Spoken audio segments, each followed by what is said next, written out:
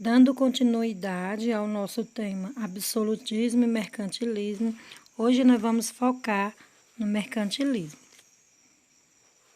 O termo mercantilismo refere-se a ideias e às práticas econômicas de boa parte das monarquias europeias.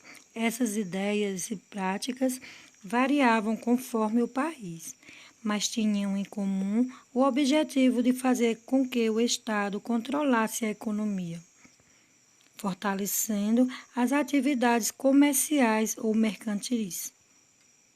Esse conjunto de ideias e práticas econômicas mais tarde foram chamadas de mercantilismo. O absolutismo e mercantilismo caminham juntos, são duas faces da mesma moeda. Entre as principais características do mercantilismo podemos citar o metalismo, crença segundo a qual quanto mais ouro e prata uma nação possuísse, mais rica ela seria. Com base nessa crença, procurava-se acumular metais preciosos no país. Teve também a balança comercial favorável, que foi um dos meios utilizados para acumular riquezas, era manter a balança comercial favorável. Era preciso exportar mais do que importar, de preferência vendendo produtos mais caros e em quantidade maior do que aqueles comprados de outros países. Teve também o protecionismo. Os governantes adotavam medidas para proteger seu mercado e o das colônias.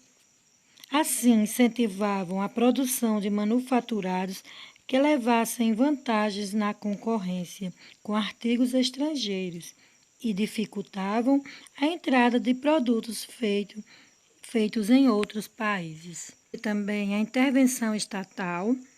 As autoridades de cada estado agiam em vários setores da economia, estimulavam os produtos de manufaturas, controlavam os preços e a quantidade de mercadorias comercializadas e definiam as taxas que produtores e comerciantes pagariam sempre que comprassem ou vendessem artigos no exterior. A riqueza acumulada servia a todos?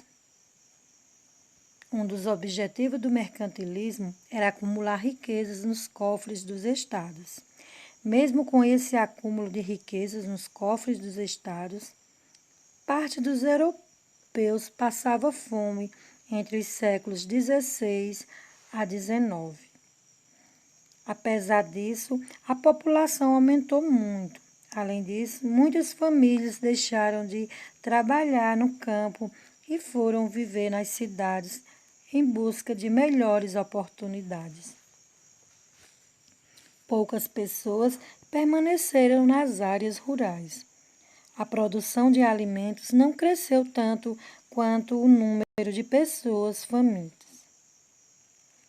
Na Inglaterra e na França, a fome provocou saques às padarias e a outros locais onde se vendiam farinha e pão. Quando as colheitas se perdiam, a fome também se espalhava pelos campos. Do mercantilismo ao capitalismo. No mercantilismo, o comércio tornou-se uma das principais fontes de acumulação de riqueza. Significa que a maior parte do lucro estava nas mãos dos comerciantes que compravam e vendiam mercadorias. Não estava nas mãos daqueles que produziam mercadorias em setores como a agricultura e o artesanato. No século XVIII, teve início um novo momento econômico conhecido como capitalismo industrial. Esse processo surgiu na Inglaterra com a Revolução Industrial. Entre os motivos do pioneirismo inglês está o fato de a Inglaterra ter acumulado grande capital em função do seu poder naval e comercial. Boa parte do capital acumulado foi investido em transformações técnicas que levaram à criação de máquinas e à implantação de fábricas.